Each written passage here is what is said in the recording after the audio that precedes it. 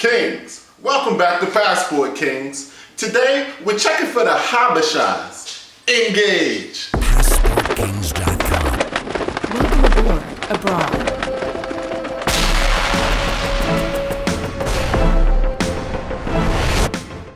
I made a video recently about beautiful African women, and in that countdown, which was based only on looks, the Ethiopian women came out on top. I gave them credit for being the original black women because their history dated back hundreds of thousands of years, plus they've never really been conquered. Which means most of the Ethiopian women, they don't have an ounce of any other culture in them. So many of my commenters, they got happy, they rejoiced, and in the comments they put they're happy that the Habeshas won. At that time, I didn't even know what the term Habesha meant. All I know is when I researched the term, some pictures of the most gorgeous black women I've ever seen kept surfacing. So this episode right here is going to feature a lot of those pictures of those girls that helped me flip my lid. But once the humanistic, animalistic thirstiness started dying down, I really got a chance to do a little bit of research and find out where this term came from. So after this quick commercial break, I'm going to break down all of the meanings of the word Habeshas that I could find. Did you know that on Google you can search and single out which day would make your flight a lot cheaper? Find out tips like this and more immediately. Travel hacking has been around for forever for those in the know. Only recently has the internet revealed how some people are able to find the extremely cheap prices while everyone else is stuck with regular retail prices. Click the link below for an ebook that will put you in the loop too.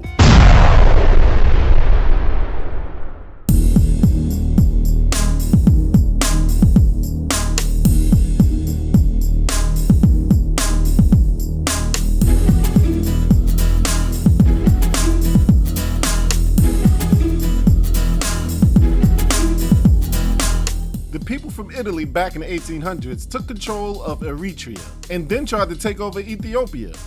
In the process, Eritrea became a part of Ethiopia. This caused a lot of beef between these two. As a matter of fact, 30 years and 200,000 deaths of beef from 1961 until 1991. Eritrea wanted out, so they fought a long war of independence against Ethiopia, and both sides were violently attacking each other on sight. The war came to an end in 1991 when, along with outside influences, probably who benefited the most from the war in the first place, Eritrea won. And on another note, Sally Struthers didn't help any side of this conflict. So a vote was held and Eritreans succeeded from Ethiopia. In April 1993, independence was finally achieved. Eritrea was again its own separate nation. But for the record, if you ever wanted to know why that area used to be so poor and broken down on those commercials, look up the Derg and the TPLF, because being black had nothing to do with it. So that was just my brief overview, and I'm sure people will see it differently, but that's what I gathered by looking it up. So, what does that have to do with the sexy Habesha women? Well, these countries are where the beautiful Habeshas reside. The people who are usually considered Habesha are from these two countries out of the 4 countries that make up the Horn of Africa. But it seems there are many origins of the term Habesha. The old Arabic word Habesha was created in reference to the dark-skinned people of the Horn of Africa. So I guess they was referring to people from Ethiopia, Eritrea, Djibouti, I know I pronounced that wrong, and Somalia. But today, from what I understand, Habesha is still a term currently used by many Eritreans and Ethiopians to identify themselves. It was also a term used by Sudanese people to refer to Eritreans who lived in the northern side of the Horn of Africa. And centuries ago, present Eritrea used to be called Habeshistan. Visitors to the area said there were different in lifestyle and looks between Nubians, which are Sudanese, and Habeshans, which were Eritreans.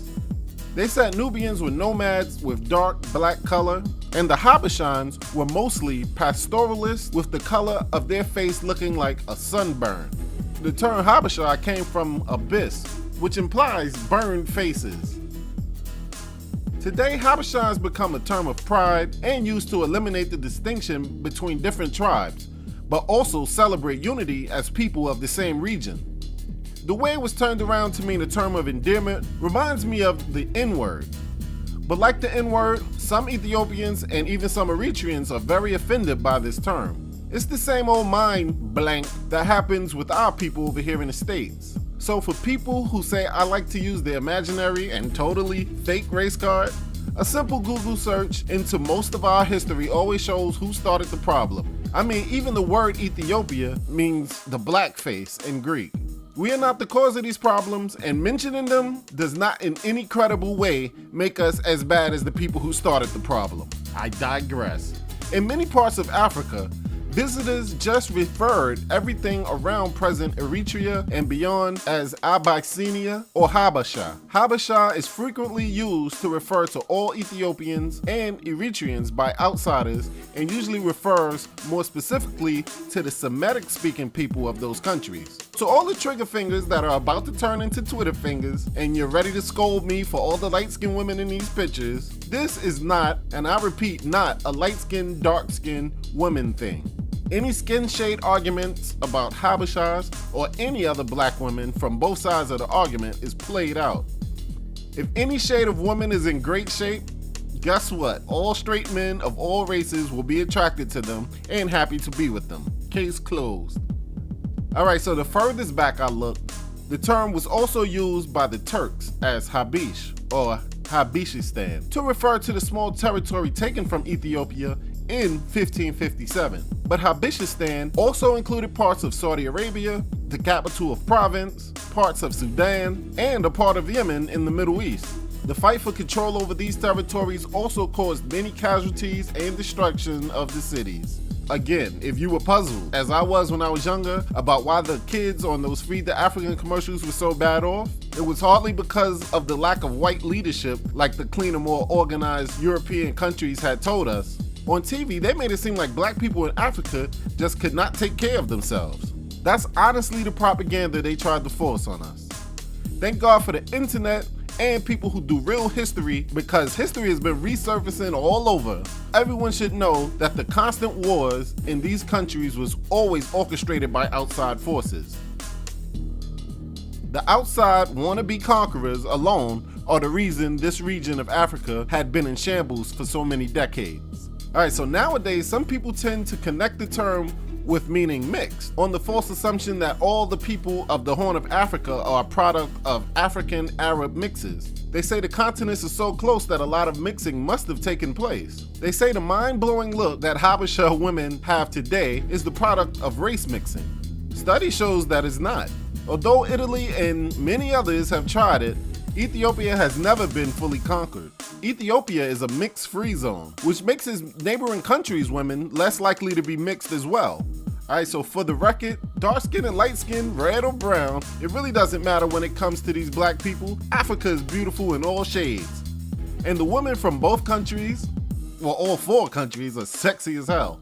And I hope one day both sides can throw out all traces of things that separated them and that still separate them. I hope that in my lifetime, that both Eritrea and Ethiopia just become two states of the United States of Africa. I want y'all to be no different than the relationship between New York and New Jersey. And final thought about slurs. It really depends on who's using the N-word that bothers me. I don't want someone whose ancestors put me and every American black person in this N-word situation, economically and socially, to ever feel comfortable calling me that. They benefited then off of making us out to be less than, and those who are here today still benefit from our situation now and from what was created in the past. But for those who are fighting in this unjust system to live here in peace and prosperity in the US, I really don't mind the word. So for that reason, I hope you ladies don't mind me calling you my Habesha. But if you do, I apologize. Alright, so what do you guys think? Tell me how you feel. Are you Habesha? Do you like the term? Are you an outsider who loves the Habesha women? Should we be able to call them Habeshas if we don't live there and haven't gone through what they've been through? Yo, let me know in the comments. And before you go, hit the subscribe button. So yo, don't let somebody else determine what a word means and then pin it on you. If you're okay with that word, make it mean whatever you want it to mean. Like a king, a passport king. Peace. Did you like this episode? Great. Remember to leave comments below. Subscribe and like and share it with your social media. Follow me on Facebook, Twitter, and Instagram. And if you want to make money online or just book a trip, go to www.passportkings.com and pick up our free book while you're there.